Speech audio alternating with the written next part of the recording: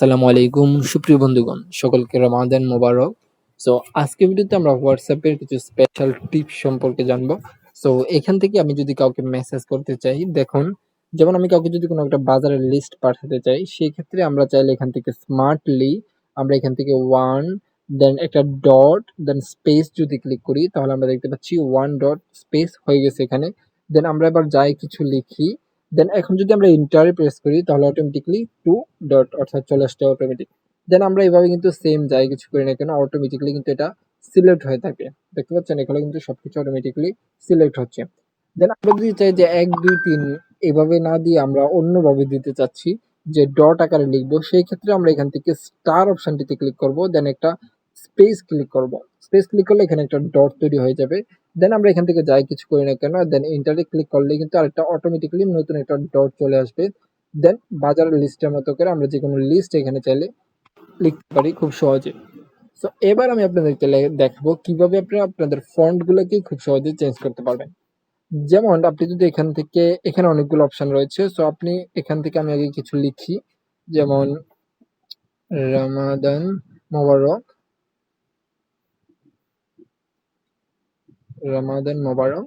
So আমি এখান থেকে দেখুন রমাদান মোবারক লিখেছি, লেখাটা কিন্তু নর্মাল, ঠিক না? তো এবার যদি আমি এটাকে, এই লেখাটাকে আমি এখান থেকে আবার লিখতেছি। ওকে, তো এবার যদি আমি এখান থেকে এখানে কিছু চিহ্ন ব্যবহার করি, লেখাটা শুরুতে আমি যদি এই চিহ্নটা ব্যবহার করি এবং লেখাটা শেষে সেম কোনো স্পেস ছাড়া একই চিহ্ন যদি ব্যবহার করি, দেখুন আমার লেখাটা কিন্তু এবার কিন্তু আর সেম না, এখানে কিন্তু কিছুটা চেঞ্জ হয়ে গেছে। তো এছাড়া আমি যদি এখান থেকে আরো কিছু চিহ্ন আছে আমি আপনাকে দেখাচ্ছি। দেন এখান থেকে যদি আমি এই চিহ্নটাকে ব্যবহার করি লেখার শুরুতে এবং লেখার শেষে, তাহলে কিন্তু আমার লেখাটা কিন্তু আবার অন্যরকম হয়ে গেছে। এখান থেকে দেখতে পাচ্ছেন আপনারা তিনটা স্টাইল লেখা দেখতে পাচ্ছেন। আমি আপনাদেরকে ক্লিয়ার দেখানোর চেষ্টা করতেছি এখান থেকে। ওকে, সো এখানে কিন্তু আপনারা দেখতে পাচ্ছেন প্রথম রমাদান মোবারক এবং রমাদান মোবারক, দেন রমাদান মোবারক, তিনটা রমাদান মোবারকের মধ্যে কিন্তু তিন স্টাইলের লেখা। তাছাড়া চাইলে আপনি আরো কিছু করতে পারেন, যেমন এখান থেকে চাইলে আপনি ব্লট করতে পারেন। ব্লট করার জন্য আপনি এখান থেকে জাস্ট রমাদান মোবারকটা লিখলাম, আমি যে কোনো লেখাই লেখার পরে আমি এটাকে সিলেক্ট করলাম, করার পরে এখান থেকে জাস্ট ব্লড অপশনে যদি ক্লিক করেন, সেক্ষেত্রে কিন্তু লেখাটা ব্লড হয়ে যাবে। এই দেখুন লেখাটা কিন্তু হাইলাইট করা হয়ে গেছে। বা আপনাদের কাছে যদি ওই রকম মানে না আসে, সেক্ষেত্রে আপনারা অন্য একটা অপশনে করতে পারেন।